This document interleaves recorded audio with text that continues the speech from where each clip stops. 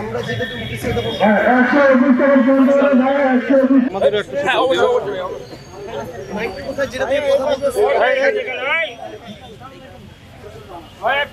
দেবীগঞ্জ এসে যদি আমাদের সাথে যুক্ত হয় এখনই, আশা করি 5 মিনিটের মধ্যে যুক্ত হবে। তারপর আমরা সবাই একসাথে বের হবো, যে যার গাড়ির ওখানে চলে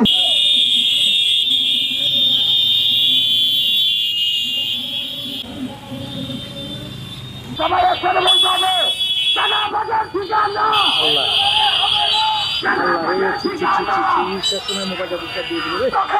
ঠিকানা